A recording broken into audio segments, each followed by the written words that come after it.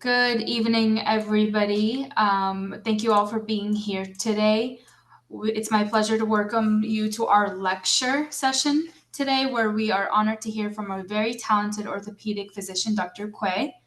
Dr. Quay is a respected physician with a strong record of improving upper extremity painful joints. Today, he'll be sharing his insights regarding hand pain. A few housekeeping items. We will be recording today's session for those who couldn't join us live. There will be time for Q&A at the end, and Dr. Quay will try to answer as many questions as possible, so please hold your questions until then. If your questions were not answered, please schedule an appointment with Dr. Quay. We will be sending all of this information at the end of the session, and I will repeat it again at the end. So without further ado, please join me in welcoming Dr. Quay. Hello, everyone. Thank you for all being here this evening. My name is Jonathan Quay. We're going to talk about mostly the common things I see in clinic that I think might be kind of on the back burner. I'm skipping over the obvious things such as like broken bones, which I think most people normally come in for. So a little bit about myself. There we go. So I went to undergrad in the University of Pittsburgh, and then I went straight to New Haven for about a decade of my life for med school, into residency, into fellowship. And I was fortunate enough to join this group right out of my fellowship, and really enjoying my time here. So without further ado, here's a quick overview of our topics of discussion. I'm going to try and end probably around 40 minutes and leave about 20 minutes for questions. I apologize if I run over. So the first topic, pretty common, finger and wrist sprains. So I'm sure hopefully everyone in the webinar is familiar with a finger sprain. Usually it's an axially loaded jammed finger or a hyperextension. Catching the finger out. It's usually a soft tissue injury and not really a bony fracture underneath, although some of them can be called avulsion fractures. This commonly leads to pain, swelling, and decreased range of motion at the injured finger, with the range of motion slowly improving over the next days to weeks as the swelling goes up and down. So like with any sprain, the RICE mnemonic, the rest, ice, elevation, and compression, are probably the mainstay of treatment for these. If you go to an urgent care, if you go to the emergency room, they might give a splint. These are called alumifoam, aluminum and foam, to help support the fingers. The main reason I included finger sprains in this talk is to get on my little soapbox to say, these are great to support the fingers for the short term, maybe a few days to maybe a week. But things that people don't really know about these is if you leave it on until the finger feels completely normal, that'd probably be 2 weeks. The fingers will be incredibly stiff and unable to fold into a full fist. So I just want to throw a word of warning that these alumifoam splints, while they do offer really good support and protection, they do cause stiffness, and that's something that I want people to be more aware of. So my preferred method after about a week or so with the alumifoam splint is to transition to the picture on the right. It's called buddy taping, where you take one finger, you tape it to a hopefully uninjured finger that's adjacent to it, and that uninjured finger provides support while maintaining the ability to try to move the finger to restore and maintain flexibility through this whole injury and healing process. Usually it's not going to bend all the way down right away. I tell people there's a kind of a hand therapy face that people push, they feel the tightness, they kind of grimace a little bit, challenge the pain, count to 10, and then let it go. Usually once the stiffness is worked through, the range of motion comes back fairly easily. But however, if we wait too long and the scar builds up and builds things and connects things that are supposed to move together, such as the tendons, then we have an issue which usually requires formal hand therapy and can extend recovery for a few more weeks to maybe even months. For those who are having trouble or need some more guidance or motivation, formal hand therapy for finger sprains can be provided. It's not a bad idea. Moving on to the wrist sprain, it's similar to a finger sprain. Fall on an outstretched hand, the wrist flexes back, and the ligaments usually tear or get strained or pulled. And the wrist usually swells internally, So the wrist motion also decreases just like a finger sprain. These are treated similarly with a wrist brace with the same thought process that remaining in a wrist brace for multiple weeks would lead to more wrist stiffness. And the usual rest, ice, compression, and elevation remains the best way to treat these. If the wrist does remain stiff after bracing, then by all means hand therapy is available.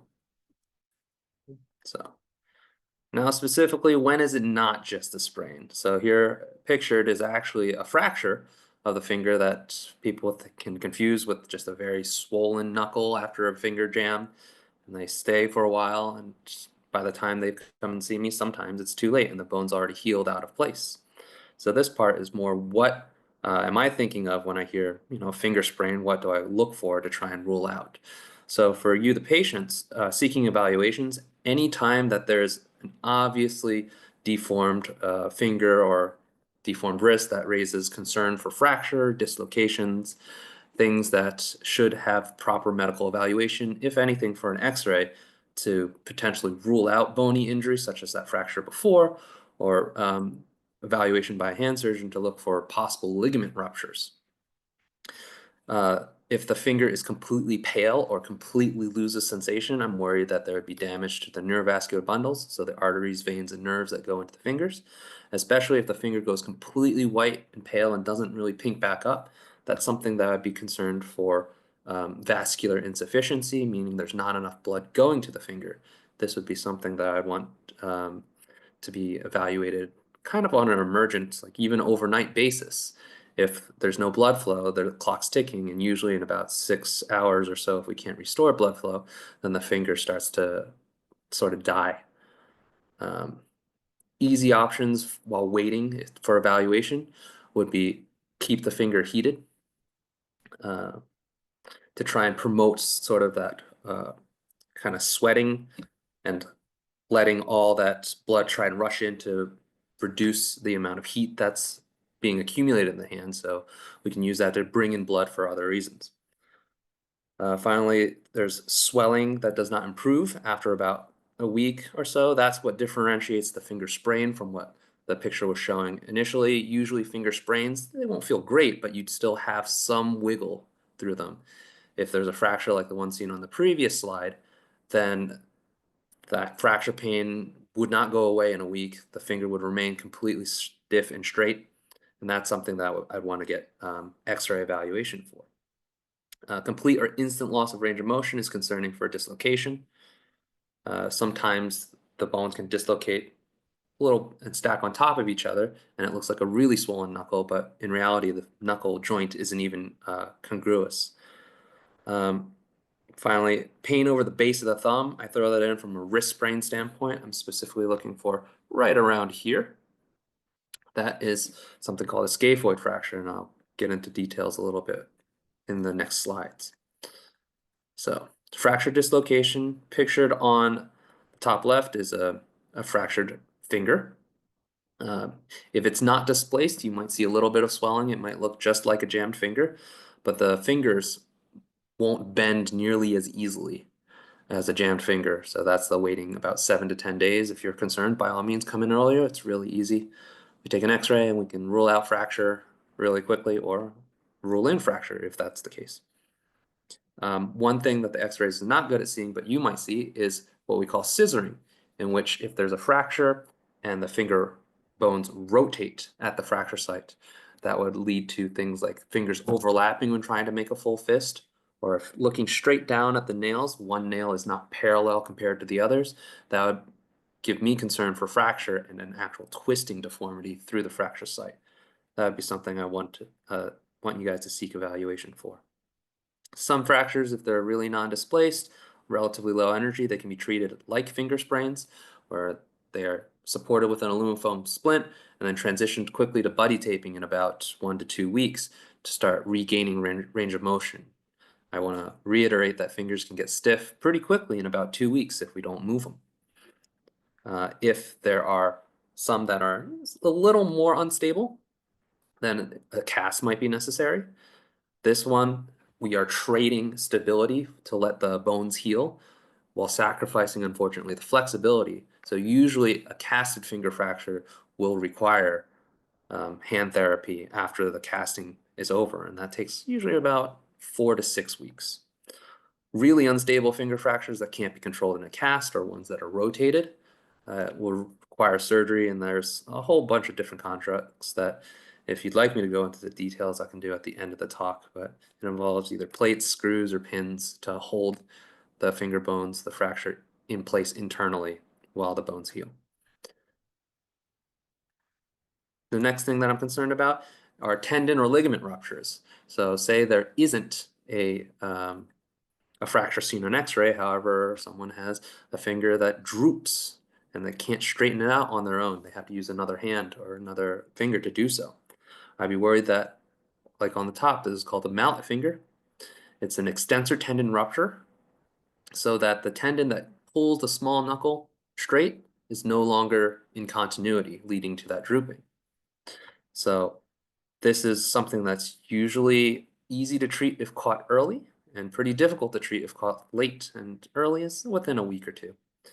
Mallet fingers are treated with extension splinting. We can either do a little, what we call an oval 8. It looks like a little figure of 8 that goes along the finger and keeps it in a straight position, and we hold it there for a good 6 weeks to really let that scar form between the ruptured tendon ends.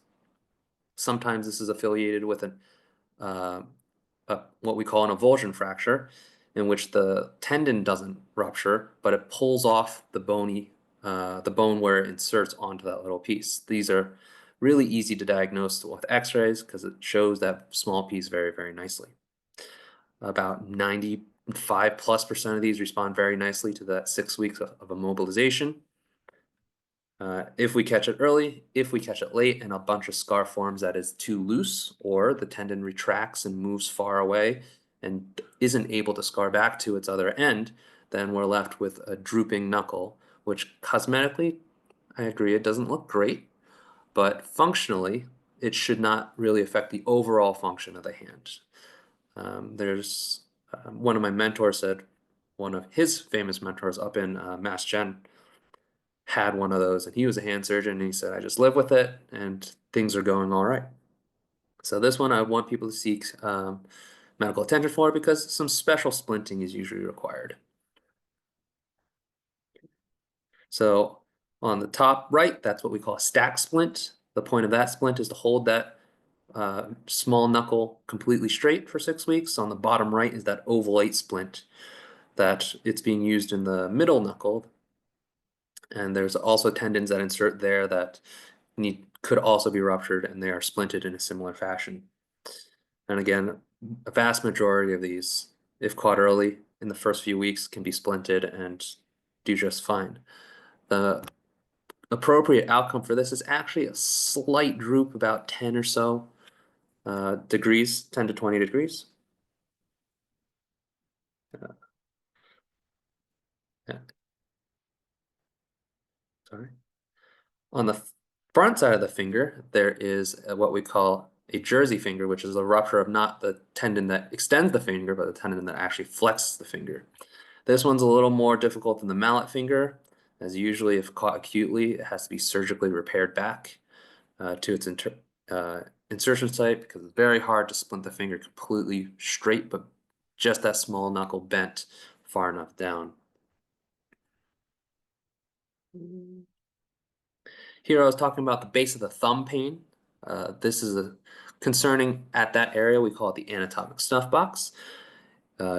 Pain there with a fall, even with negative x-rays, makes me concerned for what we call an occult scaphoid fracture. A scaphoid fracture that might be so non-displaced that it doesn't show up on initial x-rays. Some people just say they have the wrist pain. It starts to feel a little bit better, maybe, but then it plateaus hard for months on months and months.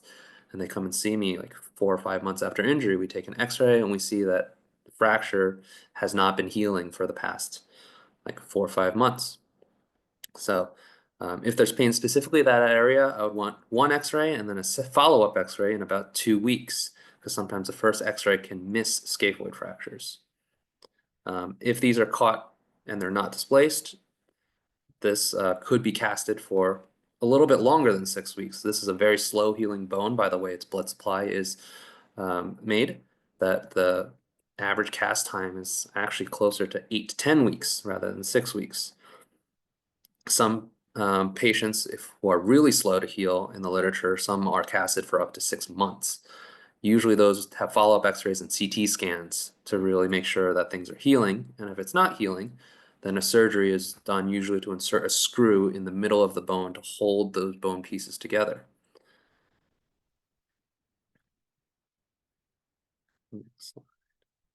So this is what a scaphoid fracture looks like on x-ray. So I don't know if you can see my cursor, but this bone in the yellow circle is the scaphoid, and that line through it is the fracture. This one looks moderately displaced, so this one I'd have discussion of either surgery or not.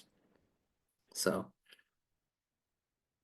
all right, moving on to carpal tunnel and cubital tunnel syndrome. Carpal tunnel you hear all about. I just want to clarify and any misconceptions, because sometimes people call any wrist pain carpal tunnel. So carpal tunnel syndrome is specifically due to the compression of the median nerve. It's a nerve that runs on the palmar side of the hand, and it gives sensation to the index, middle, and thumb. It runs underneath a ligament called the transverse carpal ligament, and it shares that space with a bunch of the flexor tendons of the hand. So if there's any swelling in that carpal tunnel, that nerve ends up being pushed up into that transverse carpal ligament, and it's kind of like sitting on a chair wrong and your leg falls asleep. Well, in this case, the compression is internal, and specifically the thumb, index, middle finger, and sometimes the ring finger can fall asleep as well. So symptoms usually are pins and needles, like a leg fell asleep, or sometimes they could feel like electricity, they could feel like a burning. Those are all nerve pain type symptoms. If we wait for too long, the motor function of the nerve could be compromised, leading into clumsiness and wasting of what we call the thenar eminence, this little wad of tissue at the base of the thumb. So some people, like myself, can recreate those symptoms just by positioning the wrist in the wrong position. So if we fully extend our wrist, that nerve gets stretched as we make 90 degrees, bend 90 degrees backwards. If we flex the wrist forward, that nerve can get pinched over the end of that ligament, both leading to compression, both leading to the carpal tunnel, tingling, and numbness in these three fingers. So I found out that when I was doing a long yoga session with my wife, that led me to have some carpal tunnel syndrome. So I had to, change the way my wrists were postured. So people might say doing push-ups or planks for a long period of time in that position. So doing a repositioning so that the wrists are straight. So switching to knuckle push-ups or using your knuckles to support your weight might help keep the wrist in a more happy position. Now, when we go to sleep at night, we're not awake. We don't really know how our wrists are positioned. Sometimes they're all curled up like this, all cozy. Sometimes they're bent all the way back. So that's why carpal tunnel syndrome pain usually first is noticed at night, mostly because our wrists are in a bad position. We don't know it until the tingling and numbness gets bad enough that it wakes us up. People frequently say, I wake up, I have to shake my hand out or dangle it off the side of the bed, and then it gets better. So the first treatment for that is wearing a wrist brace at night to avoid keeping your wrist in that prolonged position.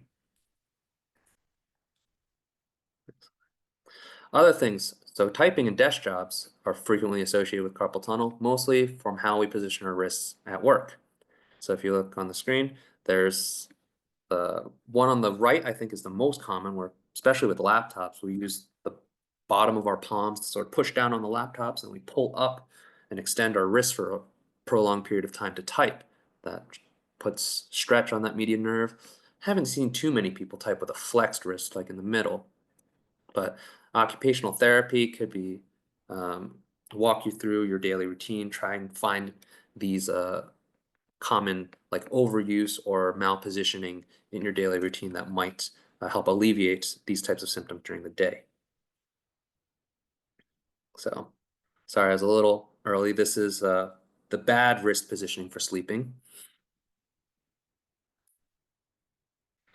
Now, if this thing continues, it's not getting better, or it's getting to the point where it's happening during the day and the wrist braces aren't helping, we could further evaluate and put numbers on that with a nerve conduction study. It's like testing a wire to see how well it conducts electricity. They can also test to see how well the muscles respond when nerves are stimulated. This can help pinpoint where exactly the slowing of the nerve symptoms are. So carpal tunnel usually at the wrist, cubital tunnel you'll see coming up is usually at the elbow. So this can help find out if it truly is carpal tunnel coming from a compression peripherally, or sometimes symptoms such as a pinched nerve in the neck could have similar symptoms, and this helps differentiate the two. So if we tried bracing, we could try steroid injections, but those usually aren't lasting. The mainstay treatment for carpal tunnel is surgical release. This comes in two flavors. Both of them are same-day surgeries. They can be done either open on the top where there's a 2 to 3 centimeter incision that's made, and we come all the way down and divide that ligament so there's nothing that the nerve gets caught on or pushed into. That could also be done endoscopically, in which there's a small transverse incision by the bottom of the wrist, and then a camera and a little scalpel at the end of the camera is used to divide that transverse carpal ligament from underneath. This can both be done under local anesthesia alone, kind of like going to the dentist. However, if people are a little anxious, don't know if they could sit that still, then by all means, sedation definitely is an option. Post-operatively, the recovery, usually the nighttime symptoms are the first ones to feel better. The recovery usually takes about 4 to 6 weeks, mostly for the incisions to heal. So an open carpal tunnel takes about 1 to 2 weeks longer for people to start feeling better about the incisions, because it is a bigger incision. However, it provides me, the surgeon, a bigger view to see if there's any anomalous way that the median nerve crosses this carpal tunnel. I have a better chance of seeing that. Some patients, not all, find hand therapy helpful, just with scar massages, tissue mobilization, and keeping the fingers limber and moving throughout surgery, or throughout the post-surgical recovery period, I'm sorry. So similar to carpal tunnel, but it's called cubital tunnel. There's a second nerve that instead of going through the first 3 fingers, it primarily innervates the ring and the small finger. This is called the ulnar nerve, and the most common place for this compression is around the elbow.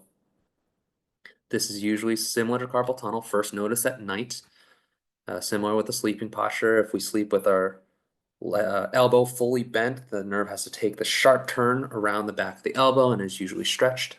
Other things such as leaning on an elbow in that bent position for too long can also cause those tingles to appear. So hyperflexing, so driving, keeping the left elbow kind of hanging out the window, that's a bad position for a long time. I had an assistant who would lean on her elbow and paint to the point where her nerve motor function would start to go. So that was 5 or 6 hours. I don't recommend doing that. So first line of treatment is actually find ways to keep the elbows a little bit straighter. Usually when sleeping, you can start something simple, wrapping a towel, either taping it or securing it with rubber bands, just so there's extra stuff there. So when you try and bend the elbow, it catches and doesn't allow that much flexion. Other options is just get a big pillow and just hug it so you can't bend it all the way down. They do sell braces that do keep the elbow straight. It doesn't have to be completely straight, but just not past 90 degrees.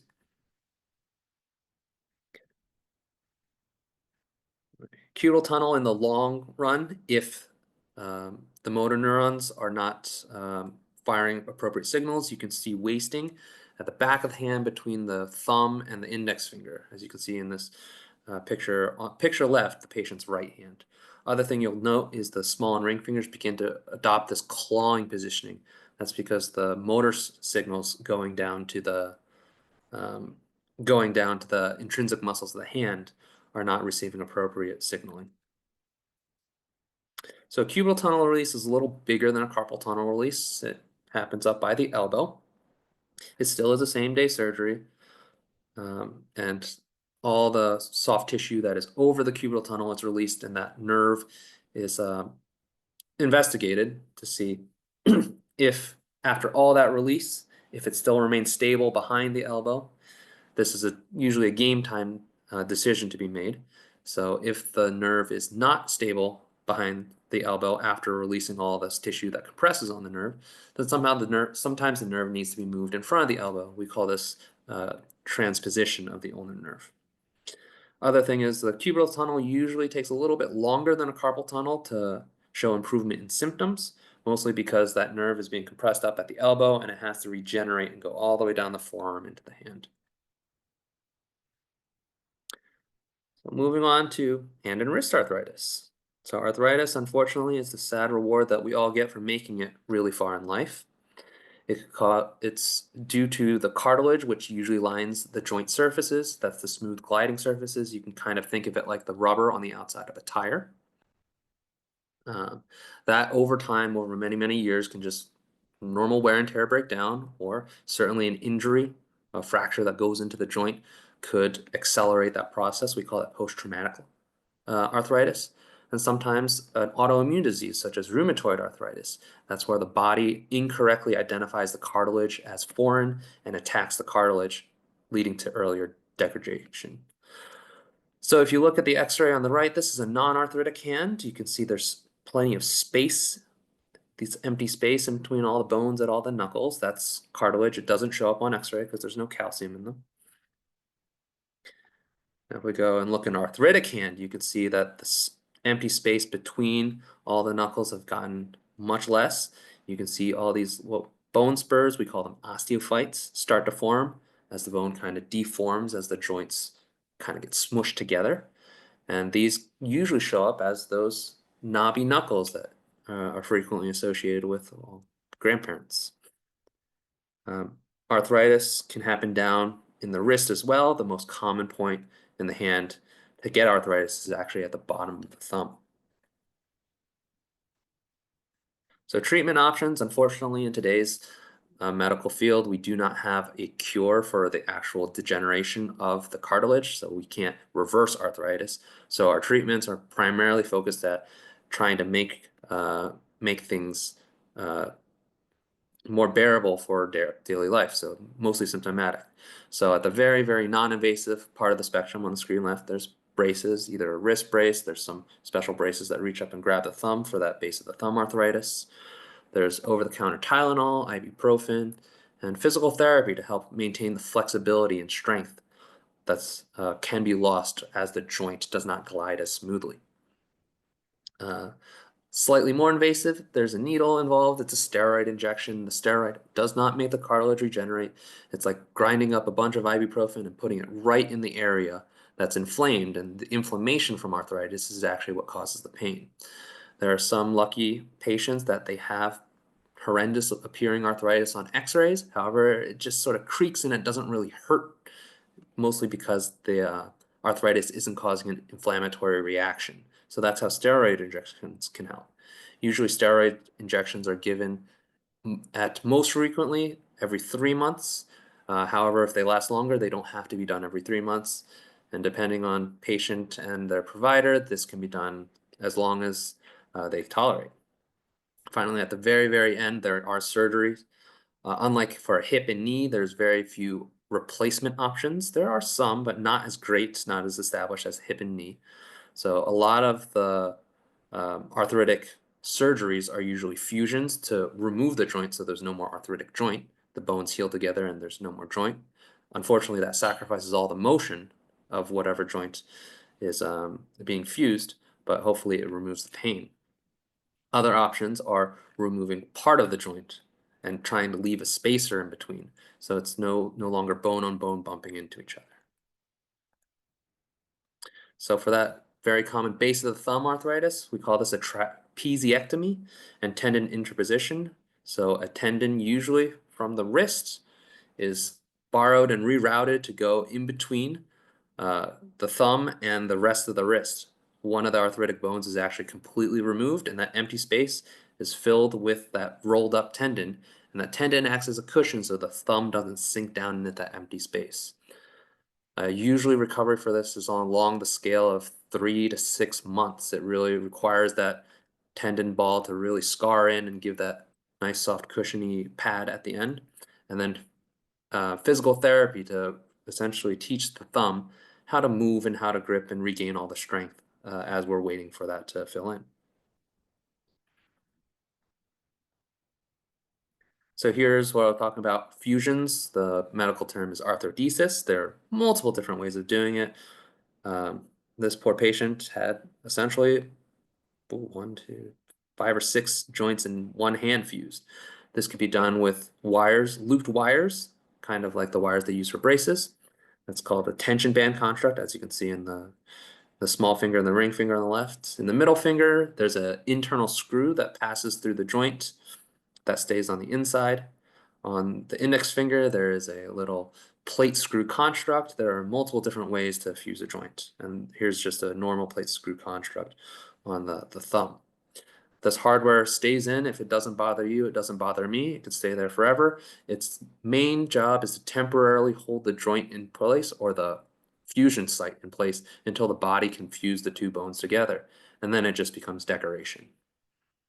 So if it's not bothering you, I would hate to undergo the risks of another procedure just to remove it. And in removing so, it does leave an empty hole where either the screw or these pins were, which could lead to an slightly increased risk of fracture through those screw holes. So if it really isn't bothering you, the answer is leave it. So I said there's some spacers that are kind of, we call this an arthroplasty, but it's more of a silicone spacer. We cut out the joint. So here, this is a zoom in of the big knuckle after one of these procedures. And there's a little silicone plastic knuckle that allows for motion without having much pain. The issue is the silicone spacer doesn't really integrate incredibly strong into the bone. So it's unlike a hip or knee replacement. These give motion, but they don't allow much strength to go through that replaced joint. There is the risk of that dislocating. So this is usually reserved for rheumatoid arthritis or the very elderly, low demand type of arthritis. Moving on to trigger finger and tendinopathies. These are very common and can very frequently be treated just in the office. So a trigger finger, if you've ever seen, like the picture shows on the right, it's a finger that kind of gets stuck, or you might feel clicking and popping down by the big knuckle, but more on the palmar side with motion of the affected finger. This is because the tendon that pulls the finger down passes under a series of arches. We call them pulleys. And for whatever reason, either the pulley or more likely the tendon gets swollen, so it catches. So frequently people say they can make a fist, but when they go to open it, one finger stays down. And if it's mild, they might be able to pop it open under the hand's own power. Sometimes they have to use the other hand, crank it open. That doesn't feel too good. It's usually painful. And at the end of trigger finger, sometimes the swelling's so great that the finger can't even flex down into a fist. So here's a diagram, mostly what's going on. The back of the finger is to the top of the screen, the fingernail is to the right of the screen. That bulge in the middle of the tendon, when the fingers flex, slides proximally down towards the palm of the hand and then gets stuck on its way back up, leading to that classic triggering. So what can we do for trigger finger? So if we really don't want to do anything, we could observe. Some people say it clicks and pops, it's not bothersome, I'll live with it. Totally fine. Usually they get worse with activity, and usually they come back asking for escalation and treatment. The next thing, if you'd like, is splinting, usually at night, because it keeps us from sleeping with a closed fist, so we don't have to start our mornings with a nasty pop for the trigger finger. There's some that can stretch, and to be perfectly honest, I'm not sure how well stretching works for trigger fingers, because usually those are mild enough that those cases usually don't come and see me. I only know of that because my mom is probably the only person I know who stretched away a trigger finger. Moving a little further on into the medications, we could take over-the-counter Tylenol, ibuprofen, anti-inflammatories. The inflammation is what causes swelling in the tendon, which causes the triggering. So theoretically, oral anti-inflammatories could potentially be curative. However, you're diluting that ibuprofen all over the bloodstream. It's not really concentrated at the area that it's needed most. So the thing I like to start people off with, if they're willing to, is a steroid injection almost right off the bat if they're having clicking and popping. The steroid decreases the swelling, decreases the inflammation, which then over time decreases the swelling, which improves or resolves that clicking and triggering. Usually after one steroid injection, about 65% of people say their trigger finger resolves. Um, Usually after two steroid injections, that number goes up to 85%. And after two injections, if it persists, then we can talk about surgically dividing that pulley so there's nothing for that swollen tendon to catch on. The trigger finger release, like a carpal tunnel release, can be done under local anesthesia plus or minus sedation. It's done as an outpatient surgery, and it's kind of like a magic trick if it's done under local, because patient on the table can make their finger click and pop and lock, and then halfway through surgery, when that pulley is divided in half and there's nothing to catch on, they can't do it anymore. So it's some of the most instant gratification in hand surgery, in my opinion. The limitations afterwards is essentially just protect the incision, don't let it get wet or dirty until that heals. And remember to remove the fingers, because fingers, as I said many times before, can get stiff if they're neglected for a few weeks. Similar vein, but on the other side of the wrist, decurve veins. It's a pain kind of, again, at the base of the thumb, but more at the level of the wrist or just before the wrist. Similar pathophysiology. You have a tendon that passes underneath the pulley. The tendon usually gets swollen and doesn't really lock like a trigger finger, but it scrapes on that retinaculum, that pulley, causing pain. This is fairly common in new parents because that tendon is responsible for pulling the thumb away from the rest of the palm. This is a motion that's used primarily with cradling an infant's head. So this is sometimes called mommy's thumb. I've seen this happen with people who use exercise balls or medicine balls for their at the gym frequently. I've seen one patient lift a heavy gate the wrong way, and that's what kind of caused this. In today's modern era, it's also associated with playing video games, using that thumb to manipulate joysticks or potentially moving it across a phone screen. So treatment options for trigger finger and decurve veins, similar to arthritis, you can start completely non-invasive bracing, anti-inflammatories, oral anti-inflammatories, physical therapy for stretching. Like I said, I like to start people with a steroid injection, and if two fail, I try not to inject more than twice if I can help it, mostly because steroids injected around tendons can over time weaken a tendon, leading to a tendon rupture. So unlike arthritis, where kind of the ship has already sailed, the cartilage is already worn down, we can't really do more damage with steroids. We can cause tendons to weaken and sometimes rupture if we treat this with only steroid injections for multiple times. All right, the decurve veins release, kind of like a trigger finger release, is similar, dividing that retinaculum.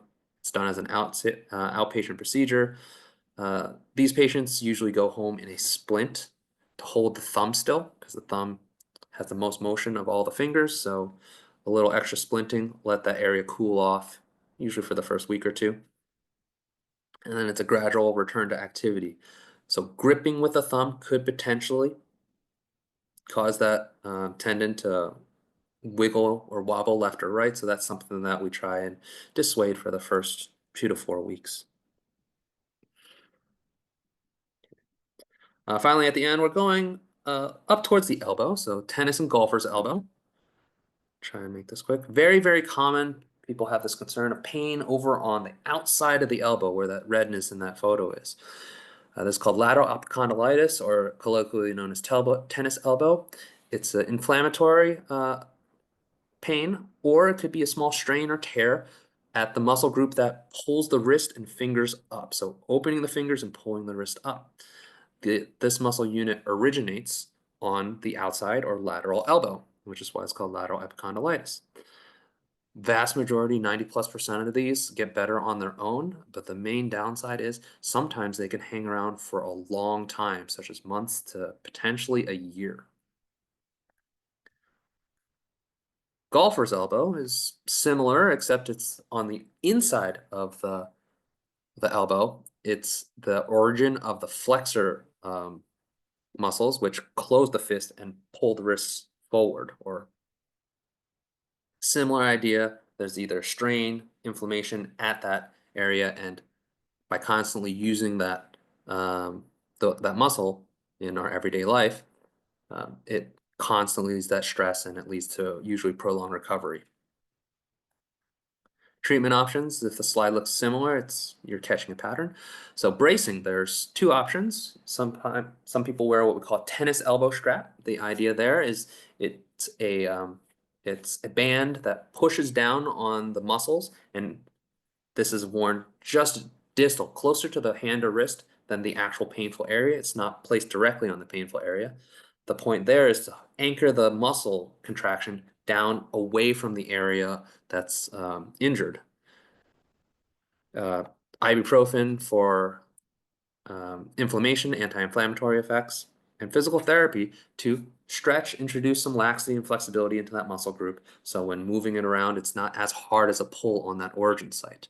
They can also guide with gentle strengthening to try and strengthen the muscles that aren't affected in the tear, to try and compensate for the ones if there is a tear involved. There's steroid injections, similar idea of taking the anti-inflammatory and putting it right where it needs to be. For this, there's something that I, as a surgeon, I'm not super directly familiar with, but if you've seen Dr. Gruner's talk, he's one of the big advocates for that in our group. It's something called platelet-rich plasma. I'll get into the details or what I know about that a little later on. And finally, if we're approaching like 6 months, a year, and nothing's working, then we do have a surgical option in which there's an incision. We look at the muscle, clear out any tissue that looks like it's not going to heal well, repair any tears that we see, sometimes even have to detach that muscle completely and then repair it all the way down. And then that's a very guided rehabilitation protocol to let that heal and let the scar get a head start, but then um, get the elbow moving so the elbow doesn't get stiff. Personally, I think it's mostly that surgery works because it's a big enough intervention that most patients really stop and don't use their arm for probably a good 4 to 6 weeks to really rest it.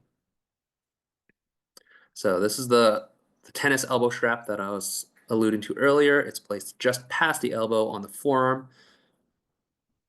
The other thing we could do, since the muscles for tennis elbow and golfer's elbow move the wrist and the fingers, we can wear a wrist brace to discourage moving the wrist and actively recruiting those muscles.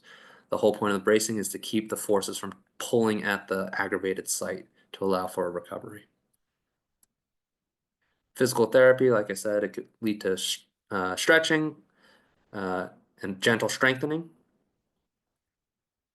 Finally, here's platelet-rich plasma. The idea is platelets, the things that form scabs, that when you get a cut, those are platelets. So they aggregate, they gather at sites of injury. So inside platelets, they have a lot of healing promoting factors.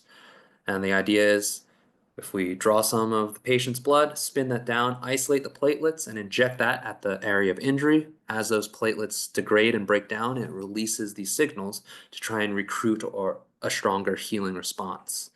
So as a surgeon, I have the surgical option.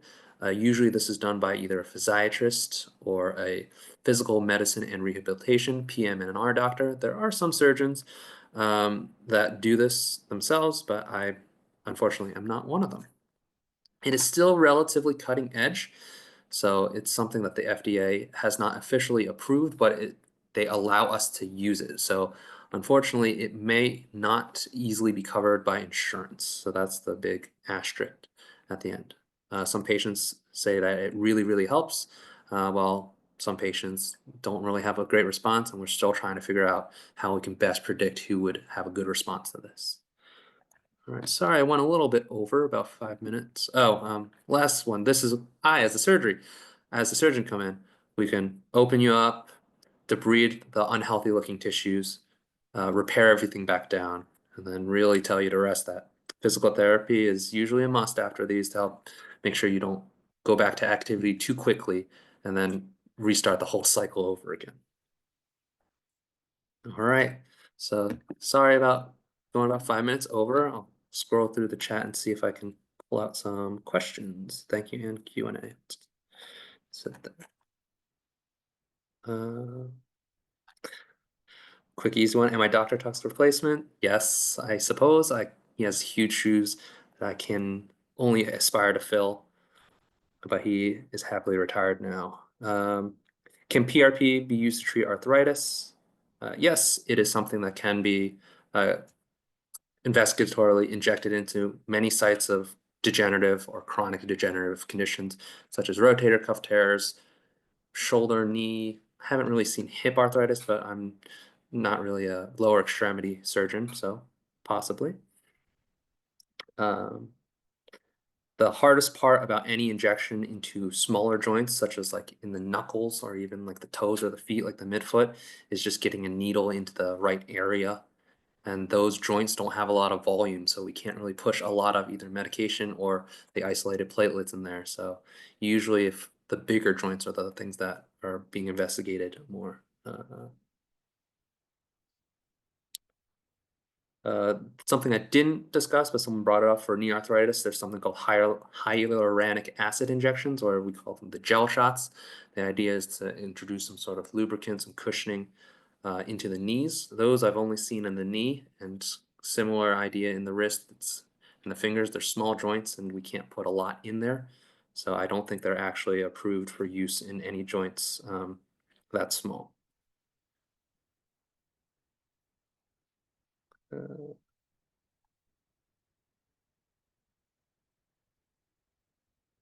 Someone said their whole hand hurts and burns. That'd be something to go get evaluated for carpal or cubital tunnel. Potentially could be coming from the cervical spine or anywhere, from the brain downwards. Activity restrictions after steroid injections for deeper veins or trigger finger. Usually it's just take it easy. There's no formal activity restrictions because the medication just needs to sit there and marinate and take its time. Certainly doing things that promote that clicking or popping or makes that really, really painful uh, could delay or potentially make the condition worse. Oh man, I'm seeing some people are raising their hands, but there's so many people I don't even know how to find them. I'll keep going. Distal bicep tendonitis is something I did not discuss. That is not golfer's elbow. That is actually the distal biceps itself. The distal biceps is the biceps. It does, bend the elbow, but the biceps specifically is a very powerful what we call supinator. So it twists the forearm kind of in the palm down to palm up motion. So we call that supination. So frequently people with distal biceps tendonitis have trouble with screwdrivers, a stuck doorknob, opening jars from the elbow standpoint. Usually the same treatments as all the other tendinitises can apply. The steroid injections or any injectables are usually, I would prefer that to be done under ultrasound if that were to be attempted because they're very high value structures such as a really big artery, the median nerve itself runs really close to that tendon. Those things would not want to be poked with a needle just going in blind.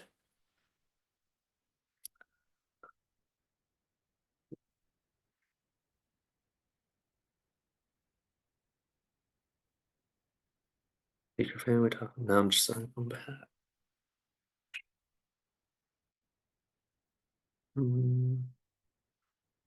Oh, someone mentioned they had CMC surgery 17 years ago. There are some advancements. I did the most common, sort of the gold standard, that tendon interposition. There are some surgeons that do a suture bridge, essentially instead of harvesting that tendon and shoving it down into that empty space, we remove the one bone called the trapezium and tie a suture hammock between the thumb metacarpal and the index metacarpal. Sorry, the thumb and the index. And that keeps the thumb from subsiding or falling down into space. There's another procedure, similar idea, take out that bone and hold it in place with kind of like a grappling hook that goes between the thumb and the index metacarpals as well. We call that a tension band. Someone asked about acupuncture. I'm unfortunately not well versed in acupuncture, so I say I'm not against trying it. If it works, great. If it continues to work, then maybe we'll start looking into this and incorporating it into our medical field.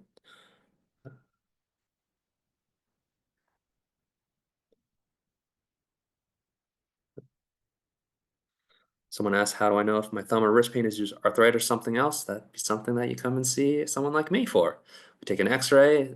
X-ray is really good at seeing arthritis. If it's very early, it might not have X-ray changes, but then that's where the physical exam comes in, having you move specific joints, poking you around all of this different structures to stress different structures, see what can really reproduce your pain. And of course, like you just telling us what actions seems to make it worse. Some of them line up with arthritis, some of them line up more with tendonitis.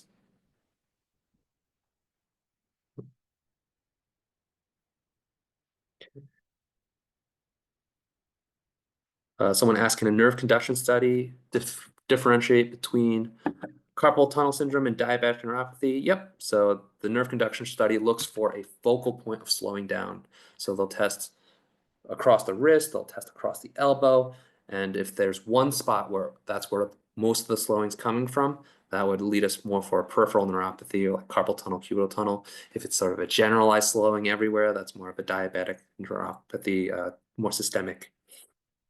Uh, Do you have to do PT before getting an MRI for biceps tendonitis? That's kind of dependent on insurance to insurance. The way I was trained is we want to trial at least a month and a half of physical therapy for the off chance that sometimes they get better. And then we might not know what it is, but if we have found something that works, then we can skip the MRI entirely. So um, very low threshold to give physical therapy prescriptions. Types of brands or braces for the tennis elbow. We talked about the tennis elbow strap. I'm not really affiliated with any brand. No one's given me money to say anything. We carry Breg with our practices. That's just the brand I see. Um, but I think anything, if positioned correctly and is comfortable enough that you'll wear it, should be fine.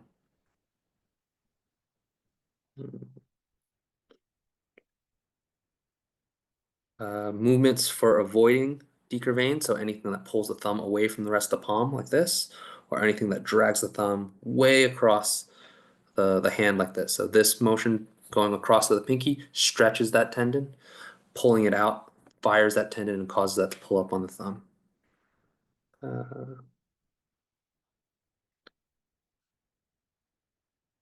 So a different process that occurs when osteoarthritis gets painful. That's usually an osteoarthritis flare. So like I said, some people, they have really bad osteoarthritis. It crunches, it doesn't glide smoothly, but it doesn't really inflame and get painful. So some unlucky people, their x-rays don't look nearly as bad, but the inflammatory reaction and that pain that comes with it and that swelling can be way, way, way worse. Ice versus heat.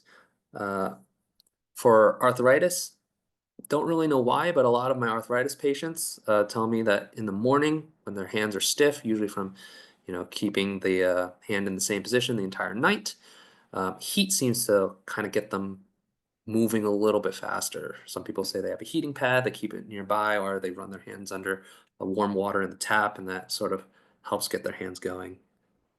From a injury standpoint, if it is an acute injury, like you sprained your ankle, jammed your finger, ice before the swelling sets in helps minimize the amount of puffiness that the injured area could develop.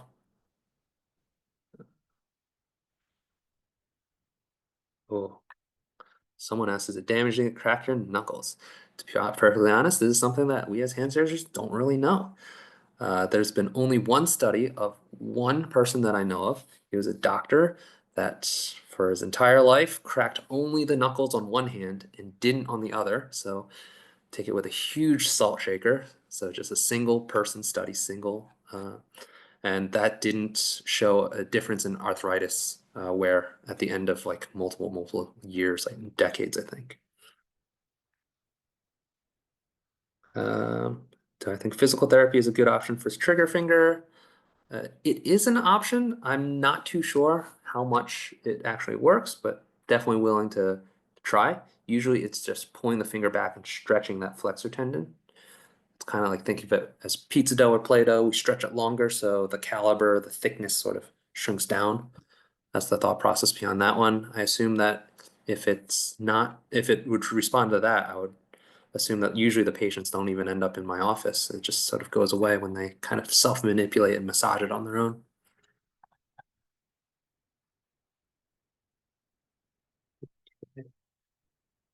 Mm, mm. Soreness in the pads under the base of the thumb in both hands. Could it be arthritis or carpal tunnel in both arms? Arthritis can come for any joint in the body. The ones that move the most are usually the ones that are um, first affected, or the ones that bear the most weight, or ones that are injured. Carpal tunnel can occur on both sides. So that's something I'd say come get it checked out.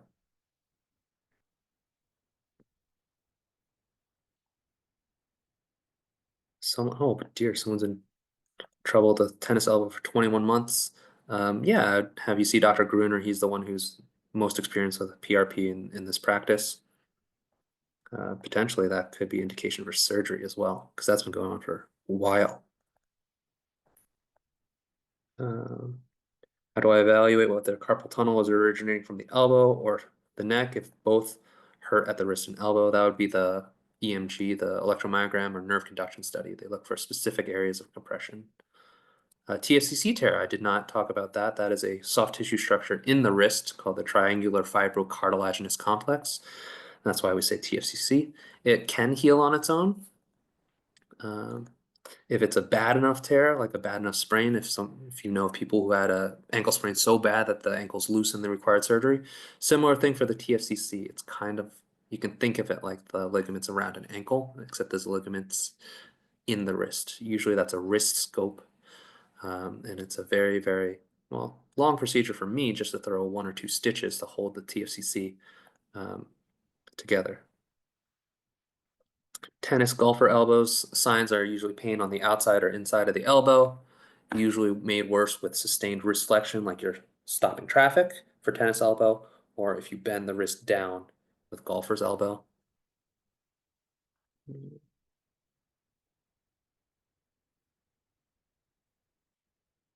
Um, Someone asked about stem cells. To my knowledge, they haven't been used too much in hand surgery, or if they are, I'm not aware of them.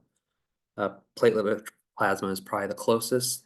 There's in other parts of the body, there's something called bone marrow aspirate concentrate, BMAC. And the idea of that is kind of close to stem cells inside the bone marrow. That's where the new blood cells are being formed. So they have these cells that can potentially differentiate into other things that are not blood.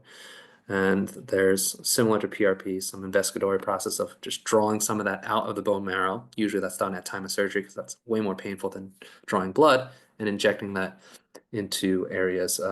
Usually I've seen it mostly in foot and ankle surgery.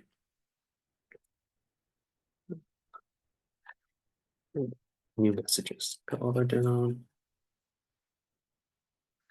Biceps tendonitis heal on its own. Any tendonitis can get better on its own. The mainstay of treatment is try and keep it from re-aggravating, which is a little harder, easier said than done. Bike question at 6:50. Do I have any offices in New Jersey or New York? I apologize. I'm mostly out of Maryland and Tysons, Virginia. 6:50. Oh boy, that's really far away.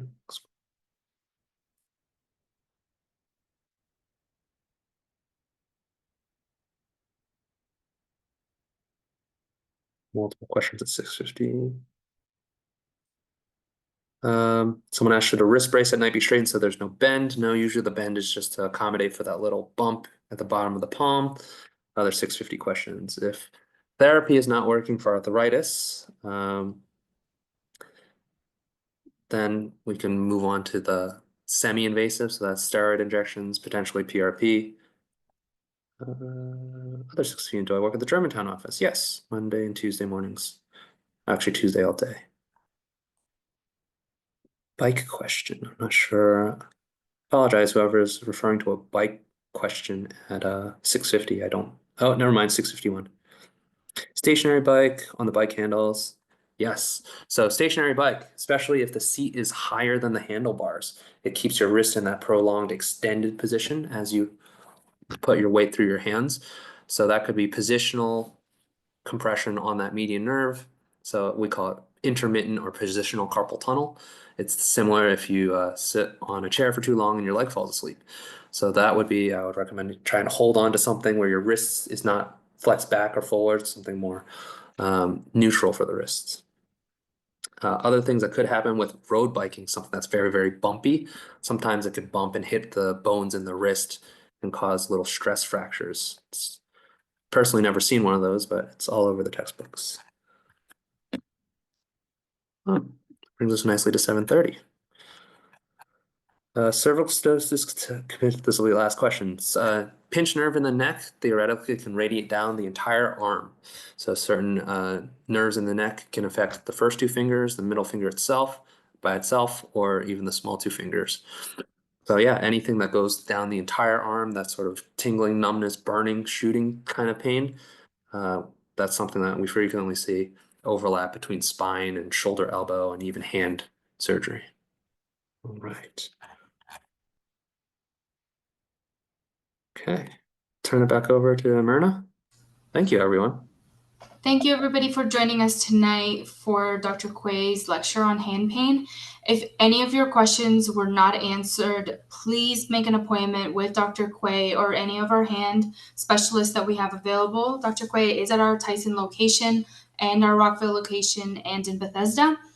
I will send all of the information regarding the recording and more lectures coming up and how to make appointments for Dr. Quay and a follow-up email. I hope everybody has a great night, and thank you, Dr. Quay, for the lecture. Very informative. Thank you for having me. Thank you for everyone attending. Hope you all have a good night.